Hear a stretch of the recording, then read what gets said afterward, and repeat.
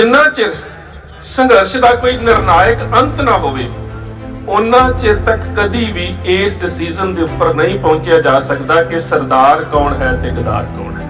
उन्हां दे शब्द सी, शरीर दा मरना मैं मौत नहीं समझदा, ज़मीर दा मर जाना यकीनन मौत है।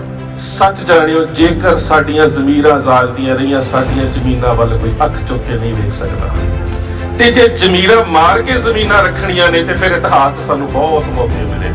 ਉਹ ਕਹਿੰਦੇ ਸਾਡੇ ਵੱਲੋਂ ਸ਼ਾਹ ਨੂੰ ਕਹਿ ਦੇਣਾ ਜਾ ਕੇ, ਮਿਲਾਂਗੇ ਉਸ ਨੂੰ ਰਣ ਵਿੱਚ ਹੱਥ ਤੇਗ ਉਠਾ ਕੇ, ਸ਼ਰਤਾਂ ਰੱਖਾਂਗੇ ਰੱਤ ਨਾਲ ਗੱਲ ਬੰਨੇ ਲਾ ਕੇ, ਸ਼ਾਹ ਨਜਰਾਨੇ ਸਾਥੋਂ ਭਾਲਦਾ ਜੋ ਈਨ ਬਣਾ ਕੇ, ਪਰ ਸ਼ੇਰ ਨਾ ਜਿਉਂਦੇ ਸੀਤਲਾ ਨੱਕ ਨੱਥ ਪਵਾ ਕੇ।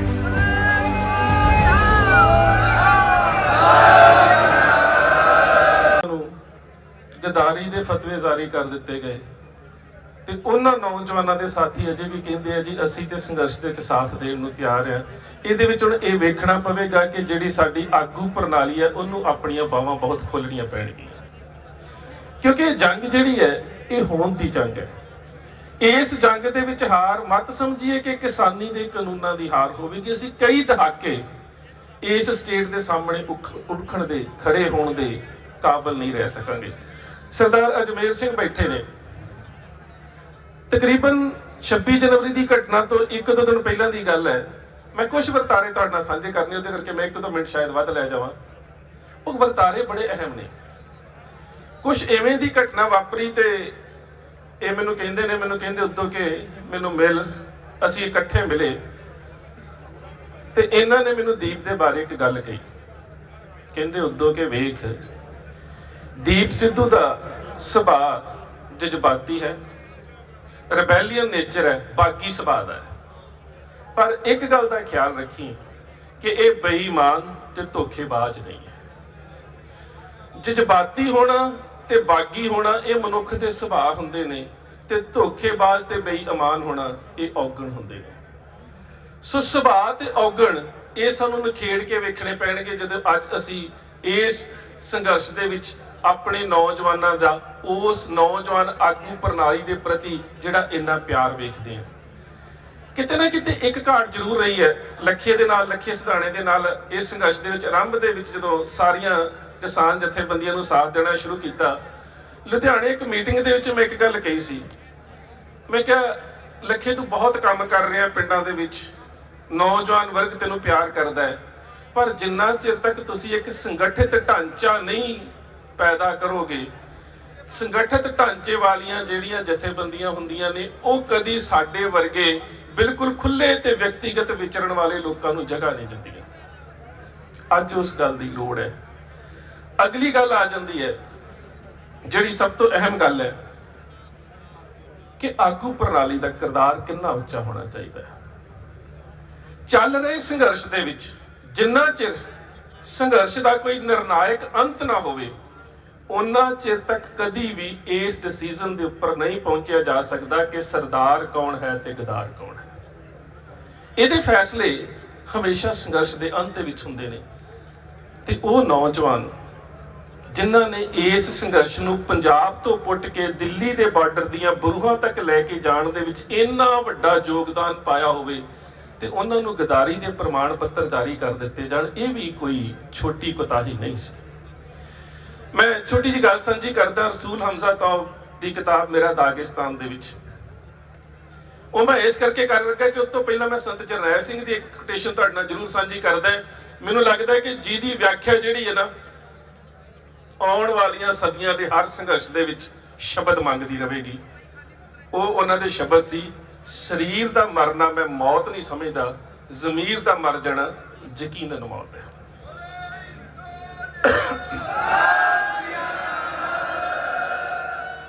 वो गल जरूरी क्यों है? सच जानियो, जेकर साडियां ज़मीरां जागदियां रहियां साडियां ज़मीनां वल कोई अख चुक के नहीं वेख सकदा, ते जे ज़मीरां मार के ज़मीनां रखणियां ने ते फिर इतिहास च सानूं बहुत मौके मिले ने, बहुत मौके मिले ने। इमाम शमील लड़दा रहा अपनी जमीन दे वास्ते, लड़दा रहा अपने कबीले दे वास्ते, लड़दा रहा अपने लोकां दे वास्ते, ते जिस वेले अपनी आखिरी जंग लड़ रहा सी, रूस दे ज़ार दा जरनैल बिरियातिस्की उसदे सामने सी। बड़ी भयानक जंग हुई। अखीर एक गदार ने धोखा किया ते इमाम शमील की पिठ दे विच खंजर मार दिता। इमाम शमील झुकिया पिया, ਉਹਦੇ सामने जेतू जरनैल बिरयातिंस्की जिसने जित जाना है। ते बिरयातिंस्की उसनूं पता की कहंदा है, कहंदा इमाम शमील मैं ते हैरान है, ओए तू इन्ना पत्थरां दे करके लड़दा रहा, ये तो जरखेज जमीन है ही नहीं, तू इन्ना पत्थरां दे करके लड़दा रहा, इस जमीन चों मिलना की सी, तू तो मूर्ख है। मूर्ख मैं नहीं कहंदा, मूर्ख तू है। एक कल्ले कल्ले पत्थर दे उपर मेरे कबीले दे नौजवानों का खून डुलिया, मैं इस पथरीली जमीन करके नहीं, अपने खून की जमीर करके लड़ रहा। ते जिन्ना चिर तक इन्हां पत्थरां दे उपर मेरे कबीले दे खून की महक है, उन्ना चिर तक मैं जिहड़ा लड़दा रहांगा। अखीर दे विच गरदारी ते सरदारी। ਉਹ ਕਹਿੰਦਾ ਹੁਣ ਤੇ ਤੇਰਾ ਅੰਤ ਹੋ ਗਿਆ, ਹੁਣ ਤੇ ਤੂੰ ਕਬਰ 'ਚ ਹੀ ਪੈਣਾ ਹੈ ਨਾ।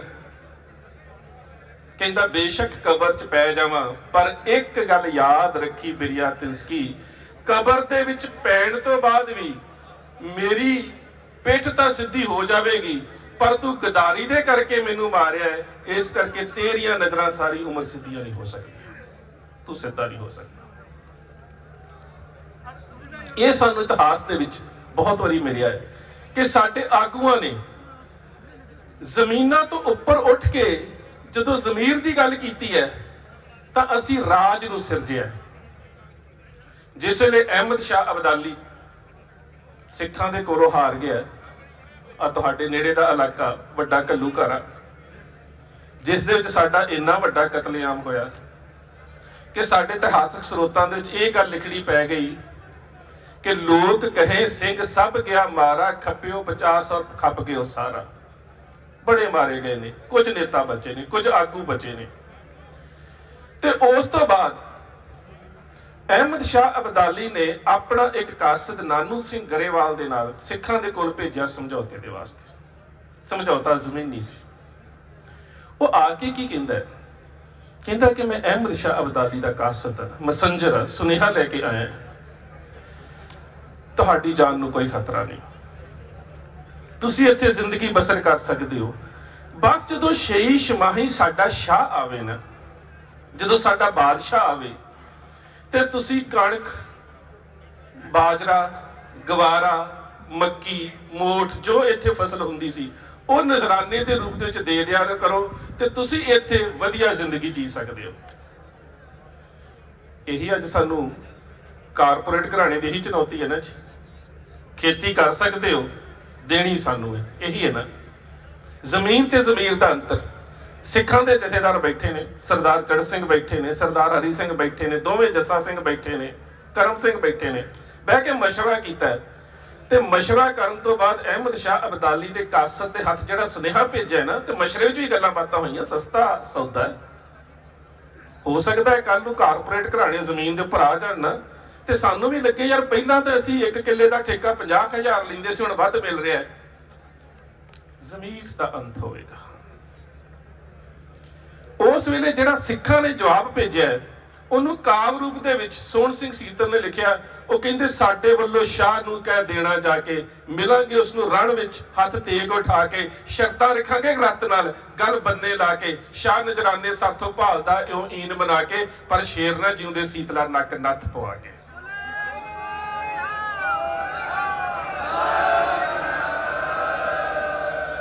जंग जमीरां दी भी है ते ओहदे विच आगू ने अपनी भूमिका निभाउणी है। ओहदे विच असीं वेखना है कि साडे आगू दा कद किन्ना है और आगू जिहड़ा है ओह स्टेट दे किहड़े नाजुक सूखम ते अस्तूल हिस्सिਆਂ ਦੇ ਉੱਪਰ ਚੋਟ ਕਰਨ ਦੀ ਸਮਰੱਥਾ ਰੱਖਦਾ ਹੈ। ਲਾਲ ਕਿਲੇ ਦੀ ਘਟਨਾ ਵਾਪਰੀ, ਮੈਨੂੰ ਸਭ ਤੋਂ ਵੱਧ ਇੰਜ ਲੱਗਾ ਹੈ। ਕੱਲ ਵੀ ਮੇਰਾ ਰਾਤੀ ਦਿੱਲੀ ਲੈਕਚਰ ਸੀ, ਇਸ ਤੋਂ ਪਹਿਲਾਂ ਵੀ ਦਿੱਲੀ ਲੈਕਚਰ ਸੀ, ਅੱਜ ਰਾਤ ਨੂੰ ਵੀ ਦਿੱਲੀ ਲੈਕਚਰ ਹੈ। ਤੇ ਦਿੱਲੀ ਦੇ ਲੋਕ ਪਤਾ ਕੀ ਕਹਿੰਦੇ ਨੇ, डॉक्टर साहब लाल किले की घटना के बारे साडे नाल जरूर साझा करो। और मीडिया दे की कहा गया जी, लाल किले की घटना तो बाद दिल्ली के लोग डरे पे ने, ते मैं रोज दिल्ली लैक्चर कर रहा, उन्हों की मंग ये होंगी है कि लाल किले की घटना के बारे साडे नाल शब्द साझे करो, सानू दीप सिद्धू के बारे दसो। उत्थे उन्हों के रोज विचार ही होंगे ने, मैं रोज उत्थे लैक्चर करदा है, इवें दी कोई गल नहीं। पर उत्थे ये वेखना हुंदा है साडी आगू प्रणाली जिहड़ी है ਉਹ ਕੀ ਉਹਨਾਂ ਜਗ੍ਹਾਵਾਂ ਤੋਂ ਜਿੱਥੇ ਕਿ ਸਰਕਾਰ ਦੇ ਉੱਪਰ ਦਬਾਅ ਬਣਾ ਕੇ ਵੱਡੀ ਚੋਟ ਜਿਹੜੀ ਹੈ ਜਾਂ ਵੱਡੀ ਸੱਟ ਪਹੁੰਚਾਈ ਜਾ ਸਕਦੀ ਹੈ, ਉਹਦੇ ਪਿਛੋਕੜ ਨੂੰ ਜਾਣਦੀ ਹੈ। ਲਾਲ ਕਿਲੇ ਦਾ ਵਰਤਾਰਾ ਕੋਈ ਗਲਤ ਨਹੀਂ ਹੈ, ਮਾਣ ਹੋਣਾ ਚਾਹੀਦਾ ਇਸ ਸੰਘਰਸ਼ ਦਾ। ਉਹ ਇੱਕ ਪੜਾਅ ਹੈ, ਇਹ ਠੀਕ ਹੈ, ਉਹ ਅੰਤਮ ਜਿੱਤ ਨਹੀਂ ਸੀ, ਪਰ ਅੰਤਮ ਜਿੱਤਾਂ ਦੇ ਜਿਹੜੇ ਪ੍ਰਤੀਕ ਹੁੰਦੇ ਨੇ ਉਹ ਇਸੇ ਤਰ੍ਹਾਂ ਸਿਰਜੇ ਜਾਂਦੇ ਨੇ। ਤੇ ਜੇਕਰ ਤੁਸੀਂ ਪਿਛੋਕੜ ਦੇ ਵਿੱਚ ਜਾਣਾ ਹੈ ਤੇ ਮੈਂ ਕਹਿੰਦਾ ਇਹੀ ਲਾਲ ਕਿਲਾ ਕਿਤੇ ਯੂਰਪ ਦੀ ਧਰਤੀ ਦੇ ਉੱਪਰ ਹੁੰਦਾ ਤਾਂ ਇਸ ਨੂੰ ਇੱਕ ਟਾਰਚਰ ਮਿਊਜ਼ੀਅਮ ਦਾ ਰੂਪ ਦਿੱਤਾ ਹੋਇਆ ਕਰਨਾ ਸੀ। ਸਭ ਤੋਂ ਵੱਧ ਜ਼ੁਲਮ ਤੇ ਸਭ ਤੋਂ ਵੱਧ ਫਰਮਾਨ ਜਿਹੜੇ ਜ਼ੁਲਮ ਦੇ ਨੇ ਲਾਲ ਕਿਲੇ ਦੇ ਅੰਦਰੋਂ ਜਿਹੜੇ ਨੇ ਉਹ ਜਾਰੀ ਹੋਏ ਨੇ। ਤਕਰੀਬਨ 1639 ਤੋਂ ਲੈ ਕੇ 1648 ਦੇ ਵਿੱਚ ਉਸਤਾਦ ਅਹਿਮਦ ਲਾਹੌਰੀ ਜਿਸ ਨੇ ਤਾਜ ਮਹਿਲ ਬਣਾਇਆ ਸੀ, ਉਸੇ ਨੇ ਲਾਲ ਕਿਲਾ ਬਣਾਇਆ, ਉਹੀ ਇਹਦਾ ਆਰਕੀਟੈਕਚਰ ਸੀਗਾ।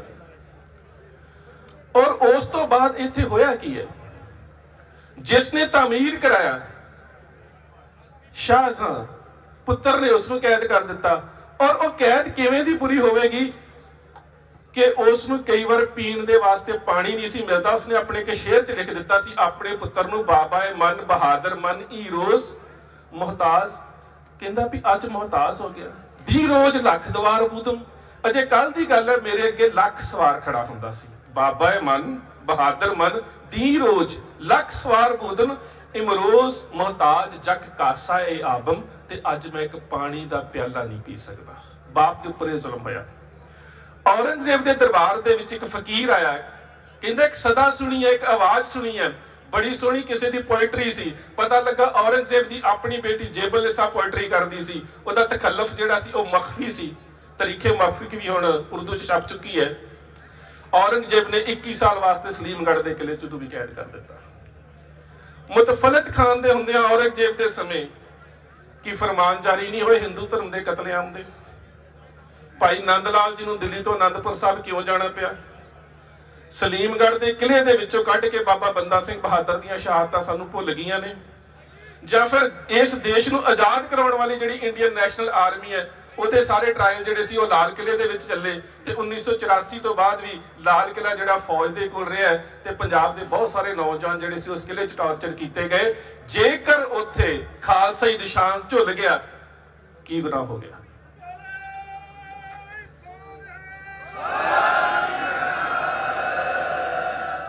ਮੈਂ ਕਹਿੰਦਾ ਹੈਰਾਨ ਹੋ ਗਏ ਅਸੀਂ, ਸਾਡੀ ਆਗੂ ਪ੍ਰਣਾਲੀ ਜਿਹੜੀ ਹੈ ਉਹ ਕਿਉਂ ਇਹਨਾਂ ਤੱਥਾਂ ਤੋਂ ਵਾਕਿਫ ਨਹੀਂ ਸੀ ਕਿ ਇਹਦੇ ਨਾਲ ਤਾਂ ਸਰਕਾਰ ਦੇ ਉੱਪਰ ਇੱਕ ਦਬਾਅ ਪੈਦਾ ਕੀਤਾ ਜਾ ਰਿਹਾ ਸੀ। ਮੇਰੇ ਤੋਂ ਪਹਿਲਾਂ ਇੱਕ ਹਿੰਦੂ ਵੀਰ ਬੋਲ ਕੇ ਗਏ ਨੇ, ਕਹਿੰਦੇ ਸਾਨੂੰ ਮਾਣ ਮਹਿਸੂਸ ਹੁੰਦਾ ਹੈ ਕਿ ਲਾਲ ਕਿਲੇ ਦੇ ਉੱਪਰ ਖਾਲਸਾ ਹੀ ਨਿਸ਼ਾਨ ਸਾਹਿਬ ਝੁੱਲਿਆ, ਤੇ ਉਹ ਕਿਹੜੇ ਲੋਕ ਨੇ ਜਿਹੜੇ ਕਹਿੰਦੇ ਸੰਘਰਸ਼ ਦੇ ਵਿੱਚੋਂ ਧਰਮ ਤੇ ਨਿਸ਼ਾਨ ਸਾਹਿਬ ਨੂੰ ਬਾਹਰ ਲੈ ਕੇ ਚਲੇ ਜਾ?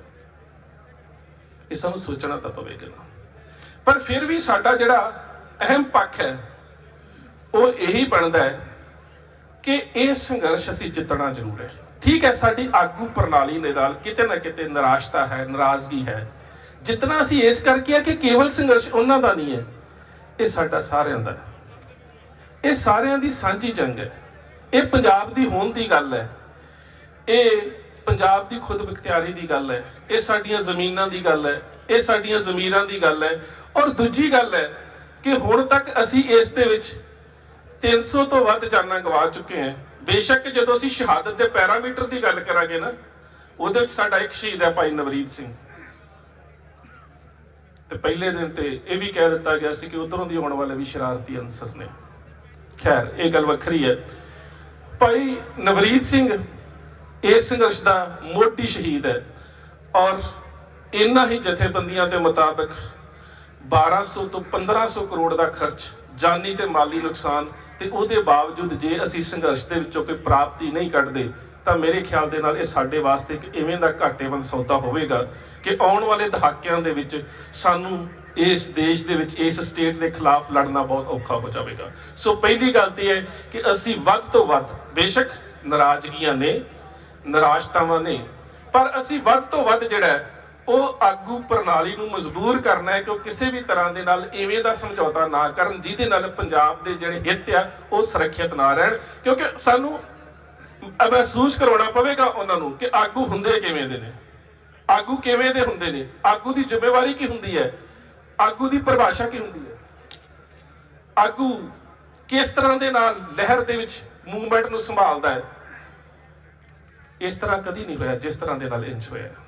मैं तुहानूं एक बेनती करा, समुंदर बनता है, समुंदर दे विच नदियां आउंदियां ने, नाले आउंदे ने, दरिया पैंदे ने, बड़े वहाव पैंदे ने, समुंदर एक विशाल रूप धारण करता है। इसे तरह संघर्ष ने एक विशाल रूप धारण किया सी। ਉਹਦੇ ਅੰਦਰੋਂ ਉੱਠਦੀ ਮੌਜ ਕਈ ਵਾਰੀ ਕਿਨਾਰਿਆਂ ਦੀ ਆਪਣੀ ਮਰਿਆਦਾ ਨੂੰ ਤੋੜ ਵੀ ਚਲੀ ਜਾਂਦੀ ਹੈ। ਸਮੁੰਦਰ ਉਹਦੇ ਨਾਲ ਰਿਸ਼ਤਾ ਨਹੀਂ ਤੋੜਦਾ, ਪਰ ਜੇਕਰ ਰਿਸ਼ਤਾ ਤੋੜ ਦਿੰਦਾ ਹੈ ਤੇ ਫਿਰ ਕਈ ਵਾਰੀ ਉਹ ਜਿਹੜੀ ਲਹਿਰ ਹੈ ਉਹ ਤਾਂ ਆਜ਼ਾਦ ਰੁਖ ਅਖਤਿਆਰ ਕਰ ਜਾਂਦੀ ਹੈ, ਸਮੁੰਦਰ ਦੇ ਨਾਲ ਉਹ ਰਿਸ਼ਤਾ ਟੁੱਟ ਜਾਂਦਾ। ਇੱਥੇ ਹੁਣ ਵੱਖਰਾ ਰੂਪ ਸਿਰਜਿਆ ਗਿਆ ਔਰ ਉਸ ਰੂਪ ਨੂੰ ਸਿਰਜਣ ਦੇ ਵਾਸਤੇ ਆਗੂ ਪ੍ਰਣਾਲੀ ਨੂੰ ਆਪਣੀ ਜ਼ਿੰਮੇਵਾਰੀ ਨਿਭਾਉਣ ਦੀ ਲੋੜ ਹੈ। ਕਦੀ ਵੀ ਚੱਲਦੇ ਸੰਘਰਸ਼ ਦੇ ਵਿੱਚ ਜਜ਼ਬਾਤੀ ਵਹਿਣ ਦੇ ਵਿੱਚ ਆ ਕੇ ਜਦੋਂ ਨੌਜਵਾਨ ਜਿਹੜੇ ਨੇ ਉਹ ਸਰਕਾਰ ਦੇ ਨਾਲ ਵੱਡੇ ਪੱਧਰ ਦੇ ਉੱਪਰ ਟਕਰਾਅ ਲੈ ਲੈਂਦੇ ਨੇ, ਕਦੀ ਵੀ ਉਹਨਾਂ ਨੂੰ ਡਿਸਆਨ ਨਹੀਂ ਕਰਨਾ ਚਾਹੀਦਾ। ਮੈਂ ਤੁਹਾਨੂੰ ਇਤਿਹਾਸ ਤੋਂ ਮਿਸਾਲ ਦਿੰਦਾ, ਕਾਨੂੰਨ ਦਾ ਛੋਟਾ ਘੱਲੂਘਾਰਾ 15,000 ਸਿੱਖ ਸ਼ਹੀਦ ਹੋਏ ਨੇ ਨਾ, ਮੈਨੂੰ ਇੱਕ ਵੀ ਸਰੋਤ ਦੱਸ ਦਿਓ ਸਿੱਖ ਇਤਿਹਾਸ ਦਾ। ਜੇ ਅੱਜ ਵਰਗੇ ਇਤਿਹਾਸਕਾਰ ਹੁੰਦੇ, ਅੱਜ ਵਰਗੇ ਆਗੂ ਹੁੰਦੇ, ਪਤਾ ਕੀ ਕਹਿਣਾ ਸੀ ਜੀ, ਰੋੜੀ ਸਾਹਿਬ ਵਿਖੇ ਲਖਪਤ ਰਾਏ ਦੇ ਭਰਾ ਜਸਪਤ ਰਾਏ ਦਾ ਸਿਰ ਜਿਹੜਾ ਨਾ ਨਿਭਾਊ ਸਿੰਘ ਨੂੰ ਵੱਢਣਾ ਨਹੀਂ ਸੀ ਚਾਹੀਦਾ, ਨਹੀਂ ਤੇ ਸਾਡਾ 15,000 ਨਹੀਂ ਸੀ ਮਰਨਾ। ਬਈ ਗੱਲ ਜ਼ਮੀਰਾਂ ਦੀ ਸੀ, ਗੱਲ ਜ਼ਮੀਰਾਂ ਦੀ ਸੀ। ਸਿੱਖਾਂ ਨੇ ਔਨ ਕੀਤਾ, ਕੋਈ ਗੱਲ ਨਹੀਂ, ਫਿਰ ਕੀ ਹੋਇਆ, ਨਿਭਾਊ ਸਿੰਘ ਨੇ ਜੇ ਜਸਪਤ ਰਾਏ ਦਾ ਸਿਰ ਵੱਢ ਦਿੱਤਾ, ਸਾਡਾ ਪੁੱਤਰ ਆ। ਆਗੂ ਇੰਜ ਦੇ ਹੁੰਦੇ ਨੇ। ਜਿਸ ਵੇਲੇ ਐਸੇ ਹੀ ਵੱਡੇ ਘੱਲੂਘਾਰੇ ਦੇ ਵਿੱਚ ਜੱਸਾ ਸਿੰਘ ਆਹਲੂਵਾਲੀਆ ਘੇਰਿਆ ਗਿਆ ਤੇ ਸਰਦਾਰ ਗੁਰਮੁਖ ਸਿੰਘ ਨੇ ਸੋਚਿਆ ਕਿ ਇਹਨੂੰ ਬਾਹਰ ਕੱਢ ਦੇਵਾਂ, ਇਹਦੇ ਘੋੜੇ ਨੂੰ ਬਾਹਰ ਕੱਢ ਦੇਵਾਂ। ਜਦੋਂ ਨੇ ਕਿਰਪਾਨ ਦੇ ਮਿਆਨ ਦੇ ਨਾਲ ਛੇੜਨ ਦੀ ਕੋਸ਼ਿਸ਼ ਕੀਤੀ ਨਾ, ਤੇ ਜੱਸਾ ਸਿੰਘ ਆਹਲੂਵਾਲੇ ਨੇ ਪਤਾ ਕੀ ਕਿਹਾ ਸੀ, ਕਹਿੰਦਾ ਬਸ ਕਰ ਗੁਰਮੁਖ ਸਿਆ, ਮੇਰੇ ਘੋੜੇ ਨੂੰ ਘੇਰੇ ਚੋਂ ਬਾਹਰ ਨਾ ਕੱਢੀ। ਕਹਿੰਦਾ ਪਾਤਸ਼ਾਹ ਸਲਾਮਤ, ਕਿਉਂ? ਕਹਿੰਦਾ ਇਸ ਕਰਕੇ ਸਿੰਘ ਸੁਨੇ ਹਮਕੋ ਕਰੇ ਠੱਠਾ, ਘੋੜਾ ਘੁਦਾਏ ਜੱਸਾ ਸਿੰਘ ਨੱਠਾ। ਲੋਕੀ ਕਿਤੇ ਇਹ ਨਾ ਸਮਝ ਲੈਣ ਕਿ ਸ਼ਾਇਦ ਮੈਦਾਨੇ ਜੰਗ ਚ ਮੌਤ ਚੋਂ ਡਰਦਾ ਜੱਸਾ ਸਿੰਘ ਘੋੜਾ ਨਠਾ ਕੇ ਨੱਸ ਗਿਆ ਸੀ। ਕਿਆ ਮੁਖ ਲਾਏ ਬੈਠੇ ਦੀਵਾਨ, ਕਰੇ ਸਿੱਖ ਮਸ਼ਕਰੀ ਆਮ, ਪੰਥ ਹਮਕੋ ਪਾਤਸ਼ਾਹ ਬਣਾਇਓ, ਤੁਮ ਚਾਹਤ ਗੀਦੀਏ ਖਵਾਇਓ। ਆਵਾਮ ਦੇ ਲੀਡਰਾਂ ਨੂੰ ਸੋਚਣਾ ਪੈਂਦਾ ਹੈ ਕਿ ਆਵਾਮ ਨੇ ਉਹਨਾਂ ਨੂੰ ਕਿਸ ਮਿਆਰ ਦੇ ਉੱਪਰ ਬਿਠਾ ਦਿੱਤਾ ਹੈ, ਤੇ ਜੇਕਰ ਉਹ ਮਿਆਰ ਉੱਪਰ ਪੂਰੇ ਨਹੀਂ ਉਤਰਦੇ ਤੇ ਫਿਰ ਆਵਾਮ ਦੇ ਦਿਲਾਂ 'ਚ ਨੀਵੇਂ ਪੈ ਜਾਂਦੇ ਨੇ। ਇਹ ਸਮਝਣ ਦੀ ਬਹੁਤ ਲੋੜ ਹੈ। ਬਹੁਤ ਕੁਝ ਉੱਥੇ ਹੋ ਰਿਹਾ, ਮੈਂ ਵਕਤ ਥੋੜਾ ਜ਼ਿਆਦਾ ਲੈ ਗਿਆ, ਖਿਮਾ ਦਾ ਜਾਚਕ, ਬਹੁਤ ਵਰਤਾਰੇ ਰੋਜ਼ ਵਾਪਰਦੇ ਨੇ। ਕਿਸਾਨ ਮਜ਼ਦੂਰ ਸੰਘਰਸ਼ ਕਮੇਟੀ ਦੀ ਸਟੇਜ ਦੇ ਉੱਪਰ ਸੰਘ ਦੇ ਵੱਲੋਂ ਹਮਲਾ ਕੀਤਾ ਗਿਆ ਔਰ ਤੁਸੀਂ ਹੈਰਾਨ ਹੋਵੋਗੇ ਕਿ ਜਿਸ ਦਿਨ ਅਸੀਂ ਭਾਈ ਨਵਰੀਤ ਸਿੰਘ ਦੀ ਸ਼ਹਾਦਤ ਦਾ ਦਿਹਾੜਾ ਮਨਾ ਰਹੇ ਸੀ, ਉਸ ਵੇਲੇ ਜਿਹੜਾ ਸੀਗਾ ਉਹ ਸੰਘ ਦੇ ਵੱਲੋਂ ਨਾਅਰੇ ਲਾਏ ਜਾ ਰਹੇ ਸੀ, RSS ਦੇ ਵੱਲੋਂ, ਪੁਲਿਸ ਪ੍ਰਸ਼ਾਸਨ ਦੇ ਵੱਲੋਂ ਮਿਲ ਕੇ ਉੱਥੇ ਵੱਡੇ ਵੱਡੇ ਸਪੀਕਰ ਲਾਏ ਸੀਗੇ। ਮੈਨੂੰ ਇੱਕ ਵੀਰ ਨੇ ਸਵਾਲ ਕੀਤਾ, ਕਹਿੰਦਾ ਕਿ ਕਦੋਂ ਜਾਣਗੇ? ਮੈਂ ਕਿਹਾ ਸਾਡਾ ਪ੍ਰੋਗਰਾਮ ਤੇ ਨਿਰਵਿਘਨ ਜਾਣ ਚੱਲ ਰਿਹਾ ਹੈ, ਆਪੇ ਚਲੇ ਜਾਣਗੇ। ਫਿਰ ਕਹਿੰਦਾ ਨਹੀਂ ਕੋਈ ਪ੍ਰਤੀਕਰਮ ਕੀ? ਤੇ ਮੈਨੂੰ ਇੱਕ ਵੀਰ ਦੀ ਗੱਲ ਯਾਦ ਆ ਗਈ, ਕਹਿੰਦੇ ਉਹ ਰੋਜ਼ ਹੀ ਆ ਜਾਂਦੇ ਨੇ, ਰੋਜ਼ ਆਪਣਾ ਇੱਕ ਡੀਜੇ ਦੇ ਉੱਪਰ ਗੱਡੀ ਤੇ ਡੀਜੇ ਰੱਖ ਕੇ ਆ ਜਾਂਦੇ ਨੇ, ਉਧਰੋਂ ਸਮਾਗਮ ਚੱਲ ਰਿਹਾ ਹੁੰਦਾ, ਉਧਰ ਆਪਣੀ ਉੱਚੀ ਆਵਾਜ਼ ਕਰ ਦਿੰਦੇ ਨੇ, ਤੇ ਜਦੋਂ ਆਪਣਾ ਸਮਾਗਮ ਖਤਮ ਹੁੰਦਾ ਉਹ ਵੀ ਖਤਮ ਕਰਕੇ ਚਲੇ ਜਾਂਦੇ ਨੇ। ਤੇ ਮੈਂ ਇਹਨੂੰ ਜਵਾਬ ਦਿੱਤਾ, ਮੈਂ ਕਿਹਾ ਕੋਈ ਗਾਇਕ ਸੀ, ਉਹਨੇ ਇਕੱਲਾ ਹਾਰਮੋਨੀਅਮ ਰੱਖਿਆ ਸੀ। ਇੱਕ ਦਿਨ ਉਹਦੇ ਘਰ ਦੇ ਵਿੱਚ ਕੋਈ ਆ ਗਿਆ ਤੇ ਉਹਨੇ ਟਾਈਮ ਪੁੱਛਿਆ, ਕਹਿੰਦਾ ਸਾਡੇ ਘਰ ਘੜੀ ਹੈ ਨਹੀਂ। ਕਹਿੰਦਾ ਟਾਈਮ ਕਿੱਥੋਂ ਵੇਖਦਾ? ਕਹਿੰਦਾ ਹਾਰਮੋਨੀਅਮ ਤੋਂ। ਕਹਿੰਦਾ ਯਾਰ ਇਹ ਕਿਵੇਂ ਦੀ ਗੱਲ ਹੈ, ਲੋਕ ਘੜੀਆਂ ਤੋਂ ਟਾਈਮ ਵੇਖਦੇ ਨੇ, ਤੂੰ ਕਹਿੰਦਾ ਹਾਰਮੋਨੀਅਮ ਤੋਂ ਟਾਈਮ ਵੇਖਦਾ, ਉਹ ਕਿਸ ਤਰ੍ਹਾਂ? ਕਹਿੰਦਾ ਜਦੋਂ ਮੈਂ ਰਿਆਜ਼ ਕਰਦਾ ਰਾਤ ਨੂੰ ਨਾ, ਤੇ 10-11 ਵਜੇ ਤੋਂ ਬਾਅਦ ਆਪੇ ਗਵਾਂਢੀ ਗਾਲਾਂ ਕੱਢ ਕੇ ਕਹਿਣ ਲੱਗ ਪੈਂਦੇ ਨੇ ਵੀ ਹਰਾਮਜ਼ਾਦਿਆ ਬੱਸ ਕਰ, ਹੁਣ ਸਾਨੂੰ ਸੌਣ ਵੀ ਦੇ, 11 ਵੱਜ ਗਏ ਨੇ। ਸੋ ਉਹੀ ਹਾਲ ਉਹਨਾਂ ਦਾ। ਅਸੀਂ ਉਹਨਾਂ ਨੂੰ ਕਹਿੰਦੇ ਨੇ ਕਿ ਬੱਸ ਕਰੋ, ਹੁਣ ਤੁਸੀਂ ਜੋ ਕਰ ਲਿਆ ਅਸੀਂ ਕਰ ਲਿਆ, ਅਸੀਂ ਤਾਂ ਆਪਣਾ ਕਾਰਜਕ੍ਰਮ ਜਿਹੜਾ ਉਹ ਜਾਰੀ ਰੱਖਾਂਗੇ। ਸੋ ਅਸੀਂ ਇਸ ਸੰਘਰਸ਼ ਨੂੰ ਜਿਹੜਾ ਉਹ ਜਾਰੀ ਰੱਖਾਂਗੇ। ਇਹ ਸਾਡੇ ਵੀਰ ਲੱਖਾ ਸਿਧਾਣਾ, ਪ੍ਰਮਾਤਮਾ ਕਿਰਪਾ ਕਰੇ, ਤੁਹਾਡੀਆਂ ਅਰਦਾਸਾਂ ਵਾਹਿਗੁਰੂ ਸੁਣੇ, ਜਲਦੀ ਤੋਂ ਜਲਦੀ ਉਹ ਸੰਗਤ ਦੇ ਵਿੱਚ ਆ ਜਾਣ, ਦੀਪ ਸਿੱਧੂ ਉਹਨਾਂ ਦੀ ਜ਼ਮਾਨਤ ਹੋ ਜਾਵੇ। ਕੋਸ਼ਿਸ਼ ਇਹੀ ਹੈ ਕਿ ਹੁਣ ਅਸੀਂ ਸਾਰਾ ਕਿਸਾਨੀ ਸੰਘਰਸ਼ ਨੂੰ ਲੜਾਂਗੇ, ਕਿਸਾਨੀ ਆਗੂਆਂ ਦੇ ਨਾਲ ਲੜਾਂਗੇ, ਕੋਈ ਵੱਖਰੀ ਧਿਰ ਵੱਖਰੀ ਸਟੇਜ ਨਹੀਂ ਲਾਵਾਂਗੇ, ਉਹਨਾਂ ਨੂੰ ਪੂਰਾ ਸਪੋਰਟ ਕਰਾਂਗੇ। ਪਰ ਕੋਸ਼ਿਸ਼ ਇਹ ਹੋਵੇਗੀ ਕਿ ਹਰ ਜ਼ਿਲ੍ਹੇ ਦੇ ਵਿੱਚ ਇੱਕ ਸੰਗਠਿਤ ਢਾਂਚਾ ਜਿਹੜਾ ਉਹ ਜ਼ਰੂਰ ਪੈਦਾ ਕਰੀਏ, ਜਿਸ ਦੇ ਬਾਰੇ ਤੁਹਾਡੇ ਨਾਲ ਸਰਦਾਰ ਅਜਮੇਰ ਸਿੰਘ ਹੁਣੀ ਤੇ ਸਰਦਾਰ ਬਖਸ਼ੀਸ਼ ਸਿੰਘ ਹੁਣੀ ਵਿਚਾਰ ਸਾਂਝੇ ਕਰ ਲੈਣਗੇ। ਸੋ ਇੰਨੀਆਂ ਕੁ ਬੇਨਤੀਆਂ ਪ੍ਰਵਾਨ, ਫਤਿਹ ਦੀ ਸਾਂਝ ਪਿਆਰ ਸਹਿਤ ਆਖਣਾ ਜੀ। ਵਾਹਿਗੁਰੂ ਜੀ ਕਾ ਖਾਲਸਾ, ਵਾਹਿਗੁਰੂ ਜੀ ਕੀ ਫਤਿਹ। ਸਤਿ ਸ੍ਰੀ ਅਕਾਲ। ਬਹੁਤ